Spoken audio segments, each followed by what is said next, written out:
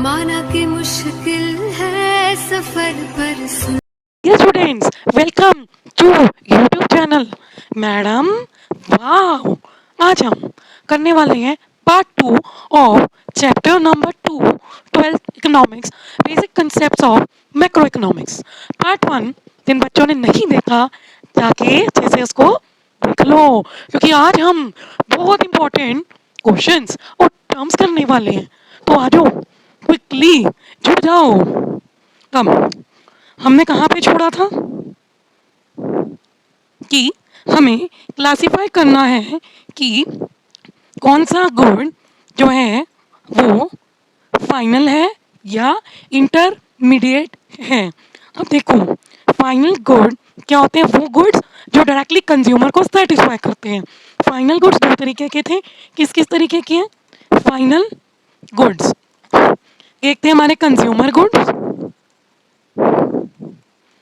और एक थे हमारे कैपिटल गुड्स। ठीक है, कंज्यूमर गुड्स कौन से गुड्स होते हैं? जो कि डायरेक्टली सेटिस्फाई द कंज्यूमर। जैसे कि हमें बहुत प्यास लगी, हमने कोका कोला का कैन पी लिया, वो कौन सा होगा? Consumer good. अब एक फर्म है, फर्म को क्या लगानी है? मशीन्स। अब जो फर्म ने मशीनें ली वो कौन सा हो गया? Capital good. तो कैपिटल गुड कौन से होंगे? गुड्स फॉर इन्वेस्टमेंट और प्रोडक्शन ऑफ अदर गुड्स।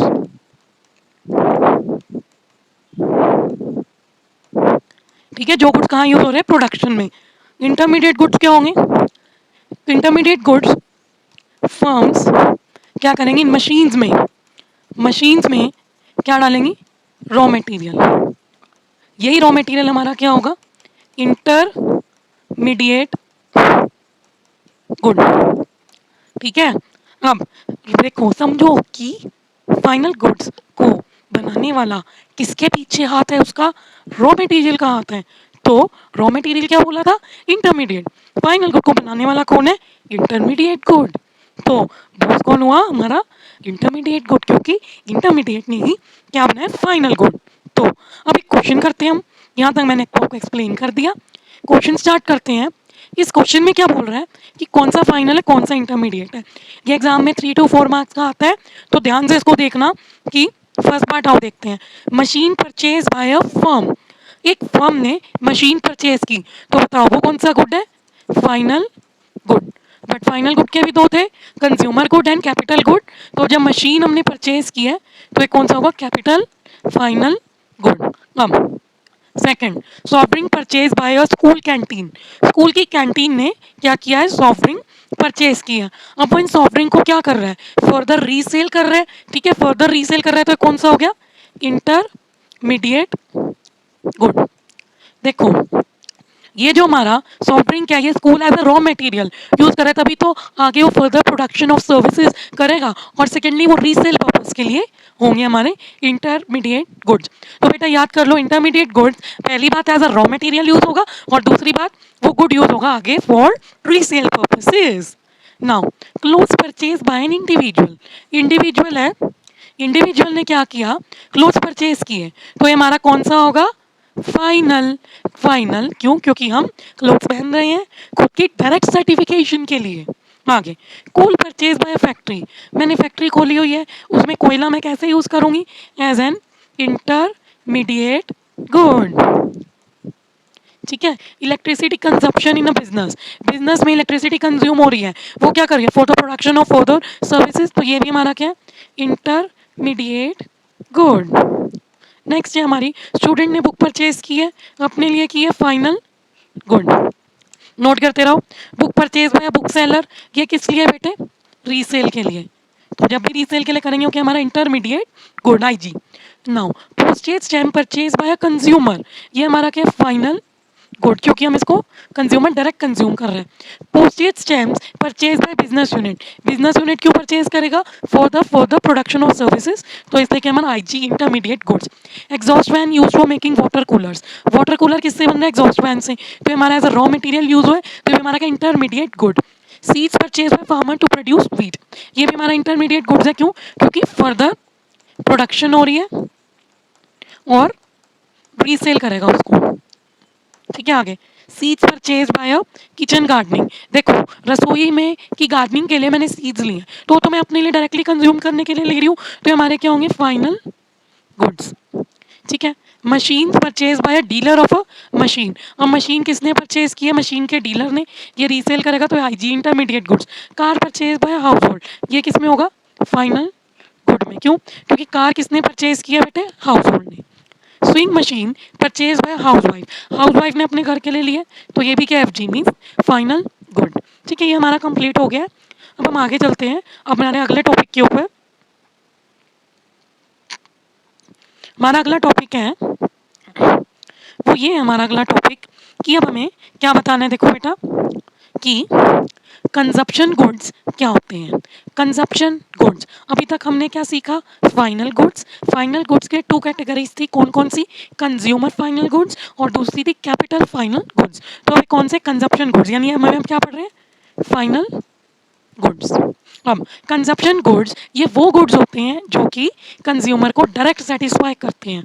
जैसे कि आपको आइसक्रीम खाने का बहुत मन किया, तो हाउस होल्ड ने क्या कही?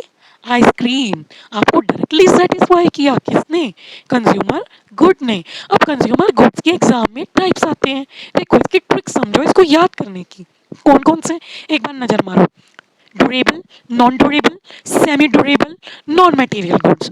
देखो पहली चीज याद करो, कंज्यूमर गुड्स बहुत तरह के होते हैं। अपने आसपास देखो, कुछ कुछ ठोस हैं, वो कौन से हैं? एसी, फ्रिज, टीवी, जो हम कई सालों से यूज कर रहे हैं, वो क्या होंगे? हमारे ड्यूरेबल गुड्स।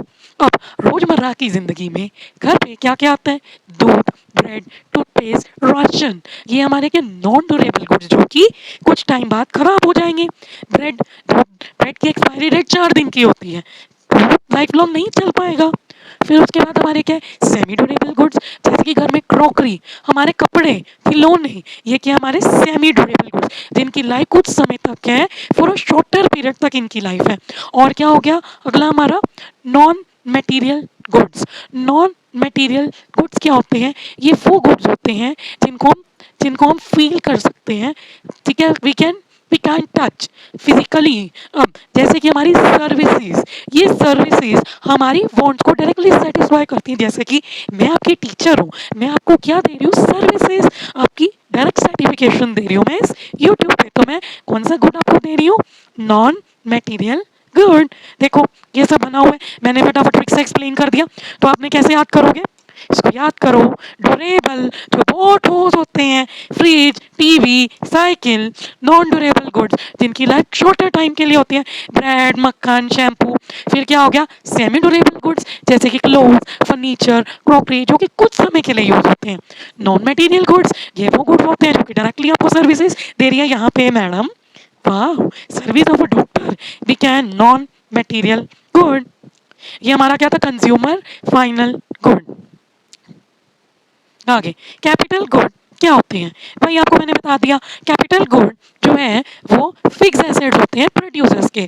प्रोड्यूसर ने क्या लगाई अपनी अपनी फर्म में या फैक्ट्री में? मशीन। तो जब प्रोड्यूसर मशीनें लगा रहा है और मशीनें क्या कर रही हैं? आगे फर्दर प्रोडक्शन कर रही हैं, तो ये मशीनें कई सालों तक यूज होंगी। ठीक है, मशीनों पे क्या लगेगी?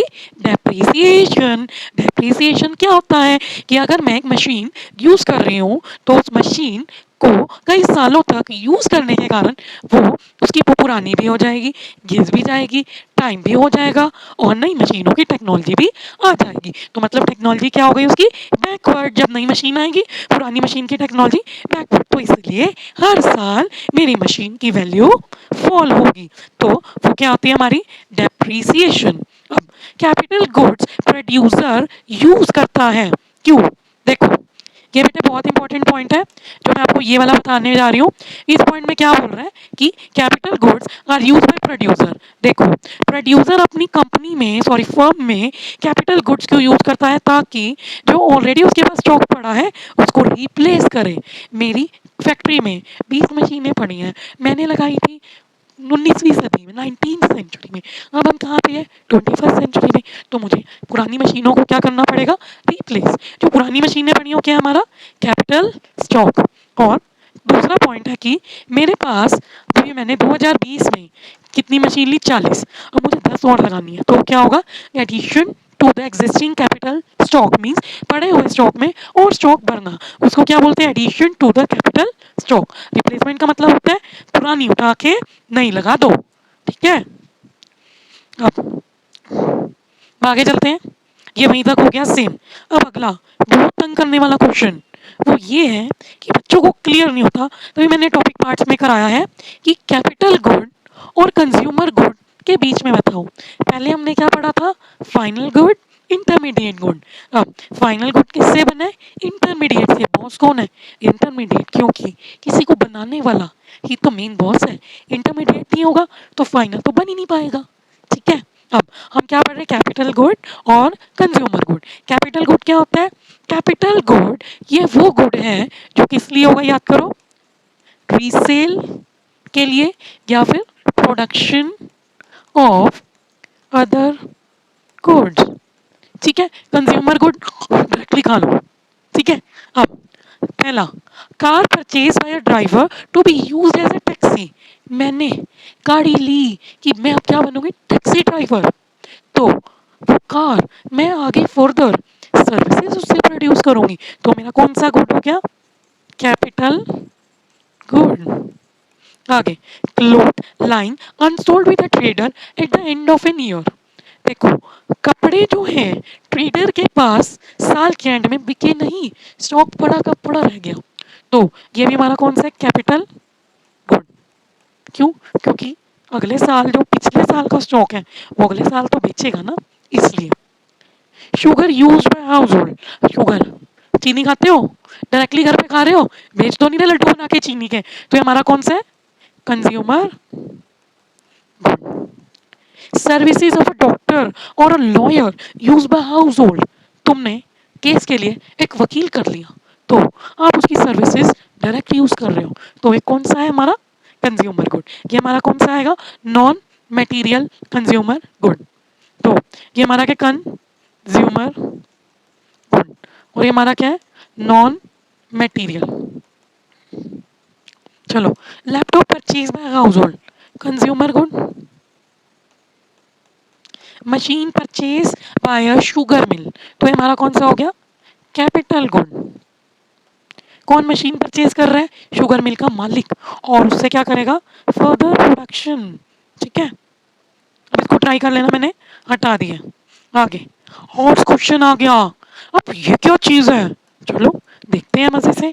इसके अंदर हम क्या पढ़ने वाले हैं? All producer goods are not capital goods. Why? क्या बोल रहे हैं कि जितने भी प्रोड्यूसर गुड्स होते हैं, मतलब जो जो गुड्स प्रोड्यूसर यूज करता है, वो सारे के सारे कैपिटल गुड्स क्यों नहीं है? भाई अभी मैम ने आपने पढ़ाया कि जितने भी गुड्स अगर प्रोड्यूसर यूज करेगा वो तो कैपिटल गुड्स है। सही बात है, बट सारे के सारे प्रोड्यूसर गुड्स क्या कैपिटल गुड्स हो सकते हैं? नहीं। तो आज जानते क्यों नहीं? कि प्रोड्यूसर गुड्स इंक्लूड, पहले हम पढ़ते हैं प्रोड्यूसर गुड्स क्या होते हैं और कैपिटल गुड्स क्या होते हैं। प्रोड्यूसर गुड्स क्या होते हैं? Raw materials. क्या होते हैं? Raw materials. जैसे कि मेरी फर्म है या फैक्ट्री है फर्नीचर बनाने की, तो वहां पे जो मेरी लकड़ी पड़ी होगी, रॉ मटेरियल पड़ा होगा, वो क्या हो गया? मेरा प्रोड्यूसर गुड। और रॉ मटेरियल क्या है? मेरा इंटरमीडिएट गुड। ठीक है, goods use as fix asset like plant and machinery. और क्या होते हैं प्रोड्यूसर गुड्स? जो प्लांट एंड मशीनरी पड़ी है वो भी क्या होंगे? प्रोड्यूसर गुड्स होंगे। अब देखो, क्या आप क्या बताया मैंने? प्रोड्यूसर गुड्स की बेटे दो कैटेगरी है, एक रॉ मटेरियल और दूसरी कैटेगरी है फिक्स एसेट की। तो कैपिटल गुड्स क्या होते हैं? Only and only fix assets. Capital good में ओनली क्या आएंगी? मशीनें। बट प्रोड्यूसर गुड में क्या आ रहा है? रॉ मटेरियल भी और फिक्स एसेट मशीनें भी। कैपिटल गुड में क्या आ रहा है? ओनली मशीनें। और फिक्स एसेट्स क्या होंगे? Durable use goods. क्यों? क्योंकि वो यूज हो रहे हैं over a longer period of time. तो इसलिए जो गुड्स रॉ मटेरियल के लिए यूज हो रहे हैं किसमें? प्रोड्यूसर गुड्स में, वो उनकी सीमा कब तक है? सिंगल प्रोड्यूसर यूज मींस एक बार आप रॉ मटेरियल ले आए, वो एक ही बार यूज होगा, वो रॉ मटेरियल बार बार यूज नहीं हो सकता। बट फिक्स असेट जैसे प्लांट एंड मशीनरी कई सालों तक यूज होंगे।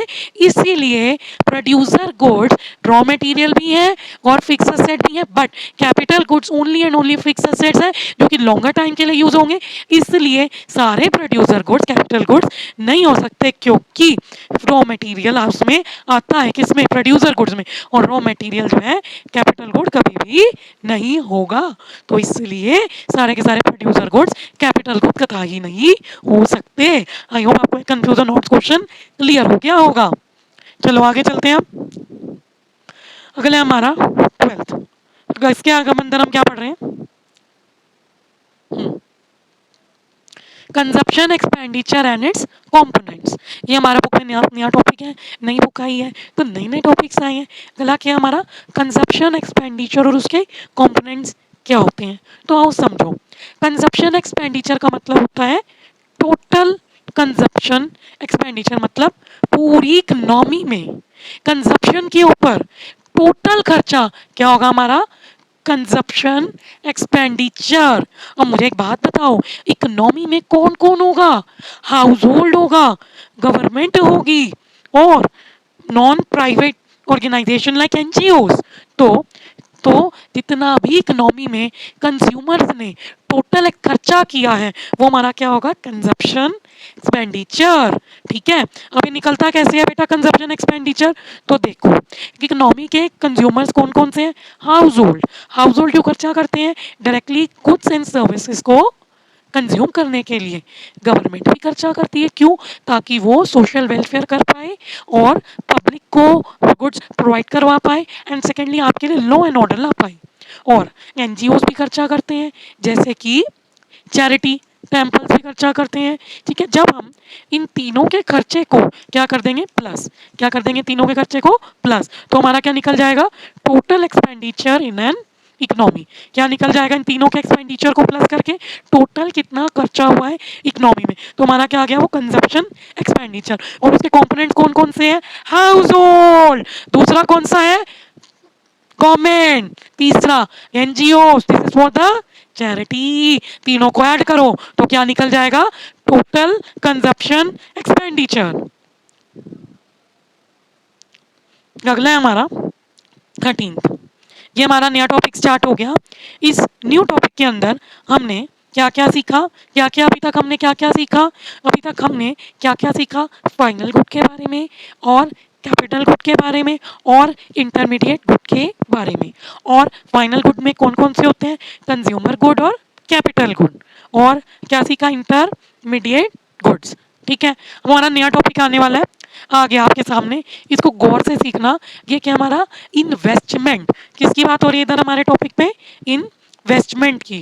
ठीक है, तो जब हम इन्वेस्टमेंट की बात करेंगे तो इन्वेस्टमेंट क्या होता है कि देखो, एग्जांपल से समझाती हूँ कि मेरी एक फैक्ट्री है, फैक्ट्री में क्या पड़ा है? माल। उस माल को इकोनॉमिक्स की लैंग्वेज में क्या बोलते हैं? Capital stock.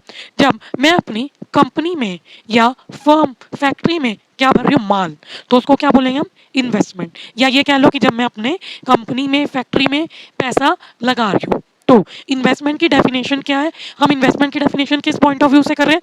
Producer point of view से। तो प्रोड्यूसर के पास क्या पड़ा है? स्टॉक। उस स्टॉक का क्या नाम है? Capital stock. कैपिटल स्टॉक में हमने क्या किया? और एडिशन कर दिया, मींस कैपिटल स्टॉक पड़ा हुआ था और भर लाए और भर दिया, वो क्या बन गया हमारा? इन्वेस्टमेंट। तो सीखते हैं इन्वेस्टमेंट क्या होता है कि जो स्टॉक ऑफ कैपिटल है, मींस जो फैक्ट्री में माल पड़ा है उस माल को और भर दिया, means increase in the capital stock, जो कि किससे डिनोट होता है? I is equal to delta के। क्या किसका फॉर्मूला है? इन्वेस्टमेंट का। आई क्या होगी इधर? इन्वेस्टमेंट। डेल्टा के क्या हो गया? कि एक साल के दौरान जब भी फैक्ट्री में माल भरा तो माल भरने के कारण कितना चेंज आया, वो क्या होगा हमारा? डेल्टा के कितना कैपिटल स्टॉक हमारा चेंज हुआ, ठीक है। और डेल्टा के को हम क्या बोलते हैं, कैपिटल फॉर्मेशन, यानी इन्वेस्टमेंट का दूसरा नाम क्या हो गया, कैपिटल फॉर्मेशन। देखो जैसे कि ये यहाँ समझो कि ये हमारी क्या है, स्टार्टिंग डेट, ठीक है। पहली तारीख मान लो, ये पहली तारीख अप्रैल की 2024 को बिजनेस स्टार्ट किया, ठीक है। और एंड हमने किया इसको 31 मार्च 2025 में, ठीक है। अब देखो समझो क्या हुआ बेटा कि मेरे पास इधर माल पड़ा था 2000 का, क्या था, एग्जिस्टिंग कैपिटल स्टॉक था।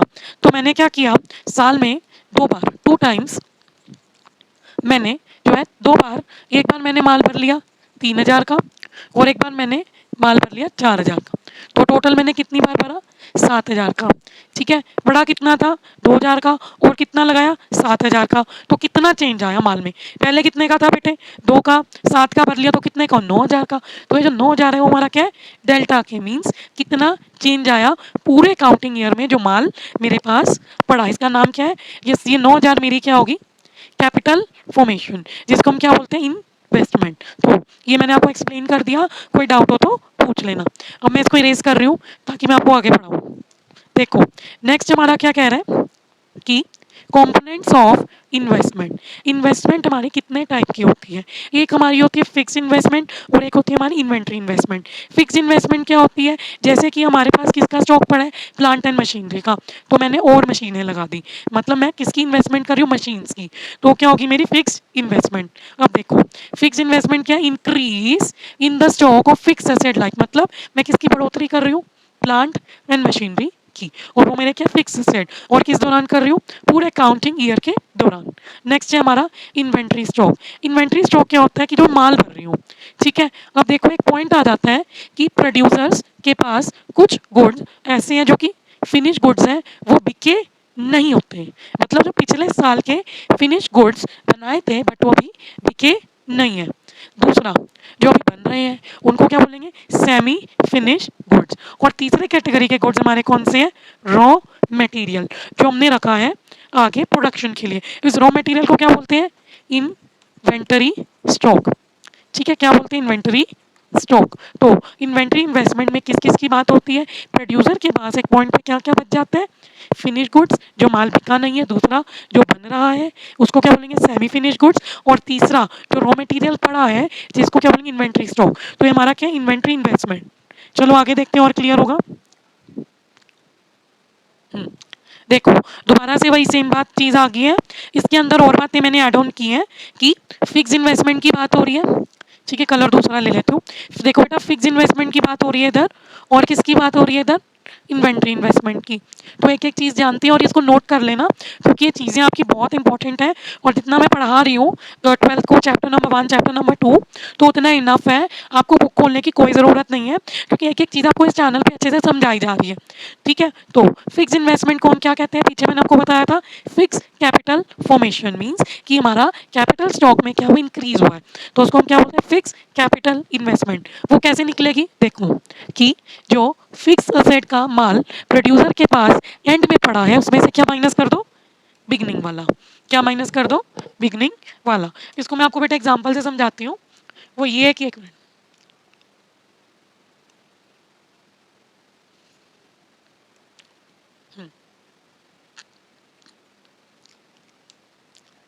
क्या बता रही हूँ मैं, फिक्स्ड इन्वेस्टमेंट, किसकी बात कर रही हूँ मैं, फिक्स्ड इन्वेस्टमेंट की।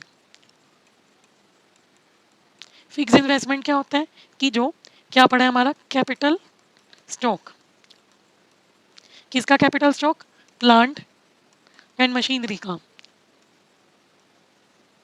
ये हमारा प्लांट एंड मशीनरी क्या हो गया, फिक्स एसेट्स। इसमें क्या हो रहा है, मतलब और माल भर रहे हैं, किसका, मशीनें मशीनें भरी जा रही हैं। अब हमें निकालना है बेटा कि हमने कितनी फिक्स इन्वेस्टमेंट कर दी, मतलब कितनी टोटल मशीनें भर दी। तो जैसे कि एक कंपनी है ABC लिमिटेड, ठीक है, क्या लिखा है उसमें, fix asset at the end of accounting year, sorry,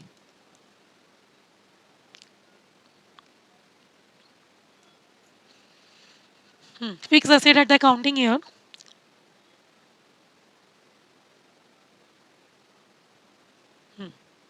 आ गया सॉरी टेक्निकल एरर था बेटा। तो एबीसी लिमिटेड ने पिछले साल इसने काम चालू कभी 2024 में एंटर हुआ है, पिछले साल इसके पास मशीनें थी 2100 की, कब की है 23 की। ठीक है, अब क्या हुआ कि जब इसने इस काम की स्टार्टिंग करी, क्या करी काम की स्टार्टिंग करी, तो अब इसने इस कितने की मशीनें और लगाई, ये लगाई इसने 2500 की। ठीक है, तो अब देखो क्या फॉर्मूला है हमारा, स्लाइड लगता है चेंज हो गई।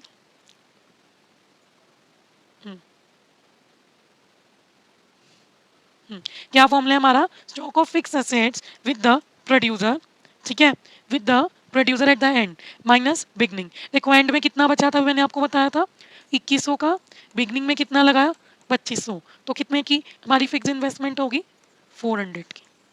ठीक है, अब नेक्स्ट है हमारा इंक्रीज, ये माइनस में आएगा क्योंकि बड़ा ज़्यादा इस साल लगा है ना, इसलिए जिससे हमें क्या पता चला कि इस साल ज़्यादा लगा और पिछले साल कम। ठीक है, अब ये हमारा जो 400 है ये क्या आएगा हमारा कि हमारा फिक्स असेट्स में कितना स्टॉक में इंक्रीज हुआ, तो कितना इंक्रीज हुआ 400। हाँ, इसको हम क्या कहते हैं, capital, fix capital formation. Inventory investment क्या आ गई हमारी, सेकंड है हमारा इन्वेंट्री इन्वेस्टमेंट। ये क्या होती है हमारी इन्वेंट्री स्टॉक, तो मैंने बता दिया था। ये कैसे निकलेगा, सेम वैसे एंड वाले में से क्या माइनस कर दोगे, बिगनिंग वाला। ठीक है, और ये क्यों हमारा क्या निकल जाएगा कि कितनी इन्वेंट्री स्टॉक अकाउंटिंग ईयर में इंक्रीज या चेंज हुआ है।